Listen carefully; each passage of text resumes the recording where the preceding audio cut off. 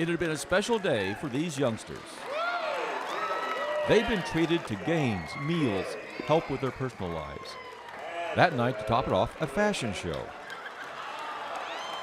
This woman made it happen. She wanted to raise money not only for the kids' club, but also an old school with new purpose. Adults modeled too, but the youngsters got to take their outfits home. It was the latest chapter in Amy Blansit's story, one of her husband's death, and now hard work.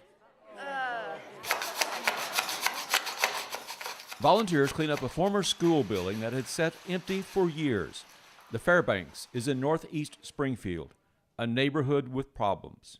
It's first, second, or third worst in almost every measurement that we take about a neighborhood.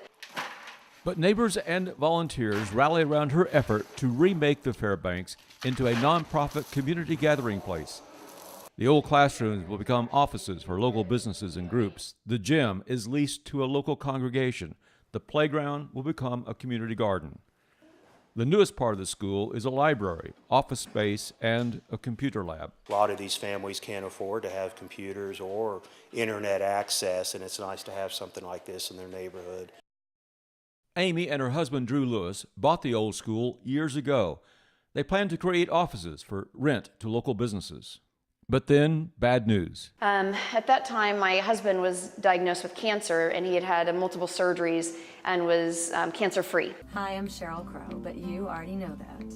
What you don't know is that my friend Drew Lewis from Springfield is fighting for his life battling colon cancer.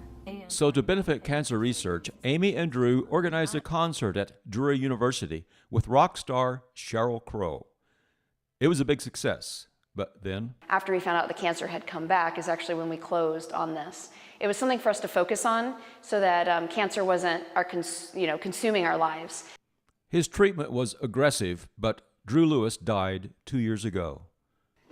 Amy Blansit had lost her husband and owned a dilapidated building. I was stuck with a building that no one else wanted because it had sat for 7 years with no one else wanting it. So it wasn't going to be possible to sell it.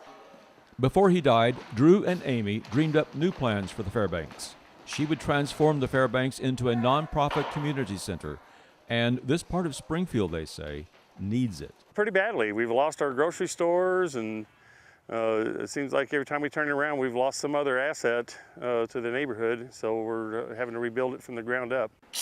Sam Melvin was in 5th grade here when they announced Fairbanks School would be closed. It was kind of one of the hot button issues in school there. I remember like about 5 students going there with signs saying don't close down our school type thing.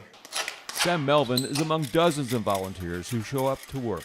It's something I like to be a part of since I came here in school. Renovations may be finished by this time next year. Rent from groups moving into the Fairbanks will pay the bills. In the meantime, work goes on. A school built 105 years ago is challenging to modernize. But Amy Blansit's will drives many to show up and work and share a dream given birth by a death. What do you think Drew would be saying to you right now? Probably to take a deep breath and slow down, enjoy. My belief in what can happen here is infectious. Something started happening and it brewed and it became way more than what I ever thought it was going to be. At the Fairbanks in Springfield, I'm Ed Filmer for KY3 News.